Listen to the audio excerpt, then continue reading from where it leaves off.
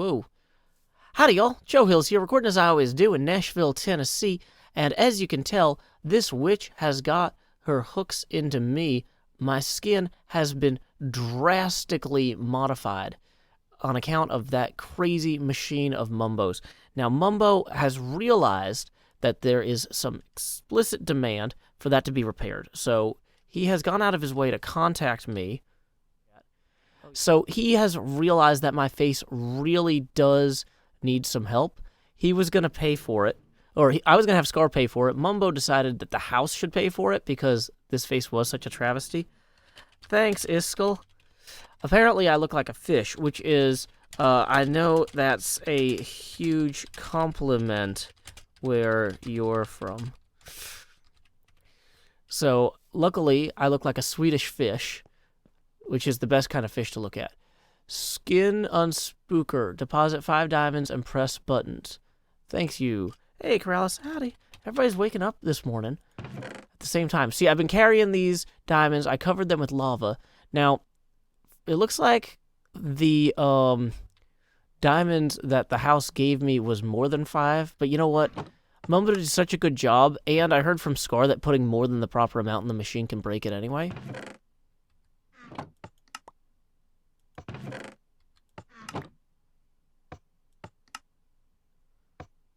Wait, what? Oh. So this is a quest. I'm gonna go ahead and put the extra lanterns over here because I'm too silly to realize that that was a thing. Coordinates HUD. Okay. Coordinates HUD, coordinates HUD. Gonna be a real coordinates bud. Gonna help the way a buddy does. Coordinates HUD, coordinates HUD. Okay. So it looks like we're generally heading this way. I am suddenly having some reservations on account of not having prepared. I thought I was going to go in that box and get killed again. So I don't have, like, any materials. And all my stuff is back in my office at City Hall. Let's go ahead and quickly take advantage of Jevon's kind sharing of materials. We can grab a boat or something at least out of this. Because, yeah, look at that. That is not a man prepared for a journey. Hey there, Jevon, did you leave a bunch of timber? Okay. We'll see. Yeah, there's enough stuff in here to make a boat. And then from there, we can go ahead and maybe he left some food, too. Oh, boom, there we go, some wheat. Yeah. So we'll just go ahead and take this and be on our way toward those cowards that Mumbo has provorded. You can't rhyme everything. Can't rhyme everything, you know, you just gotta accept that. So there we go. Making some planks into boats. The Minecraft way. Time skip. And here we are at MumboJumbo's Lone Lectern. It's very spooky. But let's go ahead. Important. You must complete the instructions on the page before turning to the next page. For example, if it says do a spin, you must close the book, do a spin, then move to the next page. Ready? Let's go. Okay, so we need to go. Do. Okay, I just went and I came back. You couldn't see it because headphones. 1. Press shift 5 times. I think I turned sticky keys off. Okay, good. Sticky keys was already disabled. Do 2 clockwise spins. Okay, clockwise is this way. 1, 2. Do 3 anti-clockwise spins. I think that's British for counterclockwise. 1, 2. Punch 5 times. 1, 2, 3, 4, 5. Scroll through your hotbar twice. Okay. 1, 2. Jump 11 times. 1, 2, 3, 4, 5, 6, 7, 8, 9, 10, 11, 12. Wait, that might have been too many jumps. I'm sure it'll be fine. This'll work perfectly. Close the game, then open the Minecraft launcher and change your skin back. All those previous steps were pointless. Lol. So we gotta do that before we turn to page 9. Okay. So let's go ahead and close the game real quick. Let's save the replay file. Quick game. Joining world. And finally, please turn the book back to the first page. Okay, we can do that. Now, I think mobs are about to spawn here anyway, like crazy. So let's get a safe distance before we check to see if our skin is fixed. Well, that looks about the same. Look at that. Look at that gorgeous, beautiful face. See, that is the face that people want printed on their merchandise. Although, I think for copyright reasons, since it's basically a Steve face, probably should do different stuff. Wow, this is like a really good automated boat. Apparently my arms don't even have to move. I never noticed that your arms don't move when you row before, but I guess that's fine. Anyway, we have plenty of work to do today back at the winery. So I'm going to be on my way. Time skip. Welcome back, folks, to my vineyard based on the Wizards of Wine winery from Chris Perkins' book, The Curse of Strahd. As you can see, the stars are rising, and I've added a few lanterns and made a few external modifications to the winery. You know, I was so inspired by all those lanterns that Mumbo fellow was throwing at me that I thought, you know, maybe I should take that and carry it in my heart and stick these up there. And Iskall, OMW. Iskall needs an emergency bed sleeping, apparently, so I'm going to help him out, because that's what we do here on the Hermitcraft server. We help each other out. And so there we go. Normally, I wouldn't sleep in these bunk beds. You know, these are for the little kids in the family. You know, I've got a whole master bedroom back in here.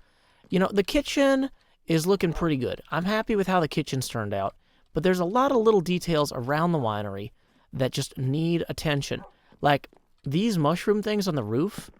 I was looking at them earlier, and I was thinking, you know, do I really want a roof covered with these bright orange spots?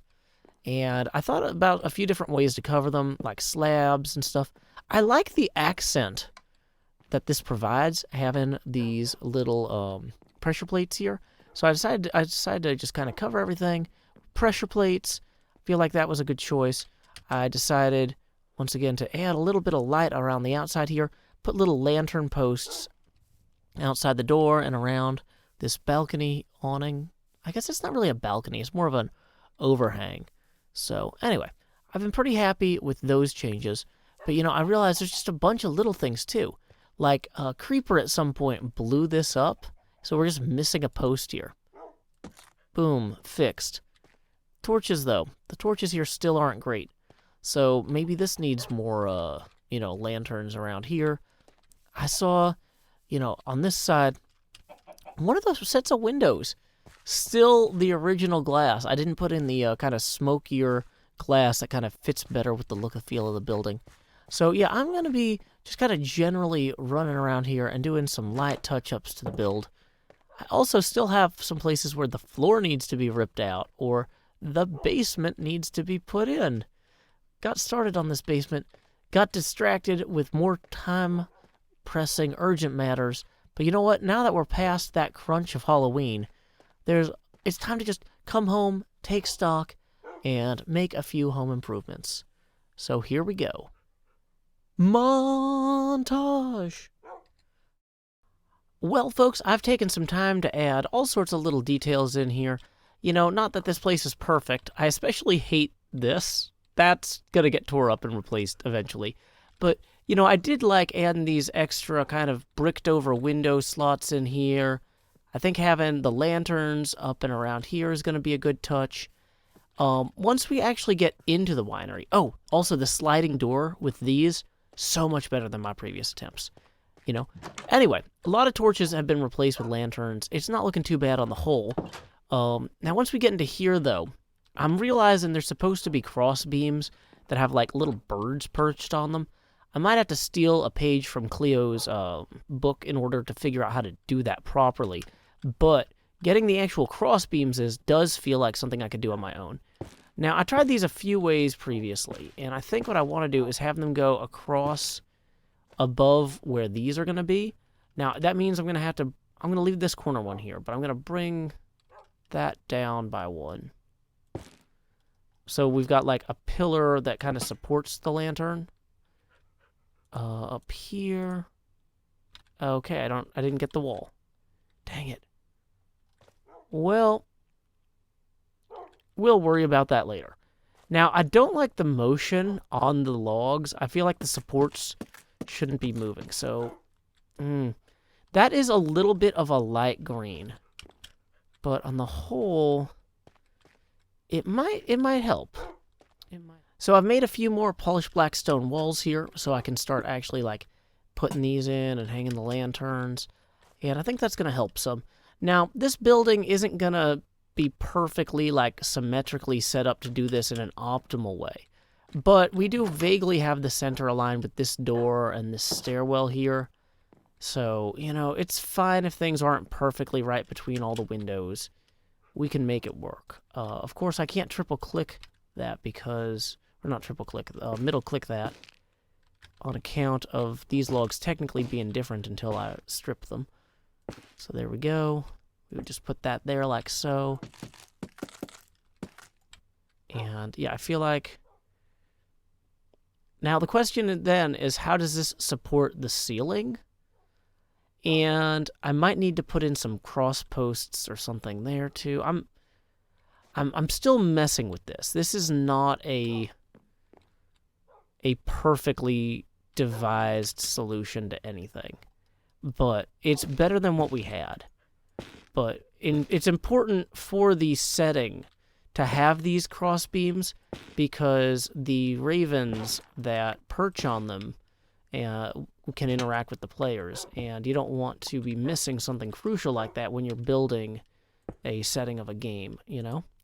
So we're going to just drop that right there, bring that across like so.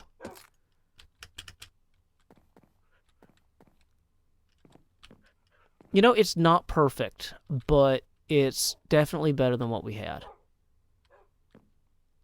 So let's see then, if we get these warped fences in, it seems like these are about 6 across. How would I set up something on top of them to feel like they are supporting the roof? Like maybe something like that. And this is going to look really dumb from directly underneath. So I kind of want to move a little bit further out.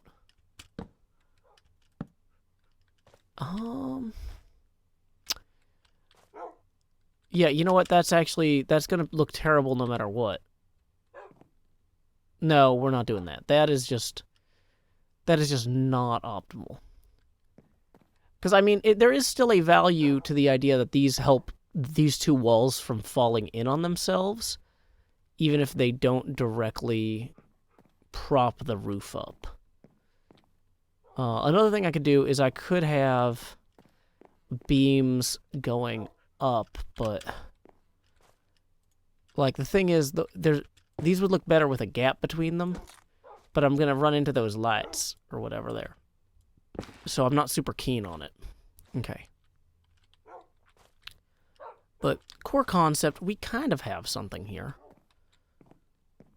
We have something between each of these barrels, and arguably I could try putting these right against the wall as well, but that doesn't seem as necessary because it seems like the walls here would handle that on their own. So, okay. Well, we're going to mess with a few more things and keep making tweaks all through here. I've been doing all sorts of little touches. Like, for example, on the opposite side over here, I have been working on getting the back stairwell in, and I'm pretty happy with how that turned out. And I'm also pretty happy with, I took these sort of indentations here, and I put these kind of bricked up or covered up windows. I added these to the towers as well. So you can see one right up there, and then these right here. I feel like they kind of add a little bit of something to the building to just make it feel a little bit more, not only three-dimensional, but it gives it more of a history. Like, oh, hey, we used to have more windows, but it was cheaper to replace them with stone because we kept having vampire and wolves and stuff break in. You know, that's the sort of thing that, sort of detail I think helps. So, anyway, there we go. let's go ahead and get some more work done now. Time skip. I'm thrilled with the progress so far back at the Wizards of Wine winery, but you know what? I got a message from my friend Corrales, and he said to me, Joe, and he also said to Scar, because Scar was nearby, Scar, Joe and Scar, please take all of the boxes, at least one more box, from the pumpkin cart, because we have so many left. And so, you know what we're gonna do? We're gonna go take at least one box from the pumpkin cart here. Now, I might need to, like, move some things out of my inventory in order to do that. But, free pumpkins for Halloween, 1 box per person. I didn't originally take any because I have my own little pumpkin patch. But you know what? There is no sense letting these get thrown away. You know, we can go compost them or use them for pies. We'll find a use for them. So, yeah, I gotta say, I love Corrales' little truck here. This is just such a gorgeous little expression of, like, it sells old farm truck. You know, I see this truck, and I think Papa K. So anyway, thank you to Papa K for that. We need to swing back by the winery. I've been working on a new design for wine racks that I think is going to work really well. Well, folks, I've been pretty happy with how this roof turned out. So I put some chickens up there to walk on those pressure plates to occasionally pop these trap doors open. Makes people think the place is haunted. You know, unfortunately, the chicken noises are a little bit obvious. I might need to go get some silence me name tags. But that's out of scope for this episode. What is in scope, however, is that basement down here below the glassblower's workshop. I started working on it. I got the walls in. I got the floor in. I got the posts in. And I started brainstorming about how to get the wine racks in. And I realized dark oak stairs can create some really awesome cubbies if you alternate their direction in each row here. We throw some, trap doors on the end, and then have the opposite alternation pattern on the backside. So, in the original book, the ceiling here was 10 feet, and the wine racks are 8 feet. Well, since we went 12 foot on the ceiling, going 9 with the wine racks just still kind of works. It should feel big. It should feel like if you're on the other side of this, you don't know if there's somebody else waiting back here, that sort of thing. So, anyway, just to show what I was talking about with those racks, though. Basically, I would come in here and come across this way, like so. Real simple like. Thank you, dog. I appreciate your help. And then I would go the alternating direction, or the opposite direction from back here. And so all of these teeth basically don't align, right? And then we just flip it around for the next row. Whoops, not like that. Like that. So it's a little bit obnoxious making sure you don't accidentally place these in the wrong place. But once you kind of get a good rhythm to it, it basically builds itself, except for stuff like that. That's what I meant. It is very easy to do it wrong. But other than it being done wrong by you, which is only your fault and you should judge yourself forever. No, I'm fine. I'm fine. I'm just kidding. It's fine. We have what is basically a pretty good wine rack model here. Now, I don't have glass bottles to put in here with arm stands yet. That's maybe a little bit more fiddly. Maybe that's the sort of thing I should get Cleo over here for. I am hoping to record with her tomorrow. Stress and I are meeting up to divide the spoils of our hedge games winning. So that won't be in this episode. That'll be in the next one, though. Something to look forward to for y'all. And anyway, so here we go. Yeah, we just put these on top there, like so.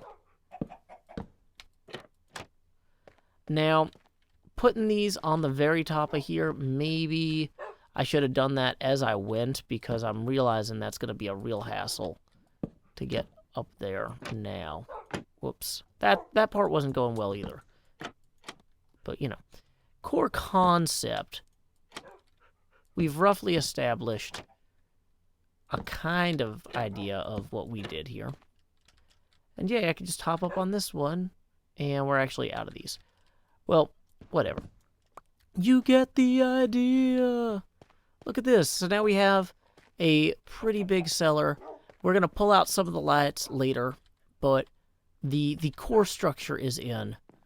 Well, folks, I did a quick run to Zombie Cleo's forest to grab a little bit more dark wood just to wrap this up. I was like, it's going to really annoy me if I end this episode and don't have these shelves finished. So I got the lids on the tops of these here. I also went ahead and I fixed up the torches here. They are all now high-quality lanterns. And in addition to that, I went ahead and did a rough pass on these stairs in the turrets. They're not perfect, but they're better than they were. You know what? That's sometimes the best that we can hope for, unlike the gambler. Anyway, you may have noticed that this episode was pre-roll ad-free. That is thanks to Patreon sponsor Take V. And it was further mid-roll ad-free thanks to Patreon sponsor BioDuck. Now, in lieu of that mid-roll ad, I will now provide a poetry writing prompt of my own devising. You can leave your poems in the YouTube comment section below. Today's poetry prompt is Unfinishing Touches. Until next time, y'all, this is Joe Hills from Nashville, Tennessee. Keep adventuring.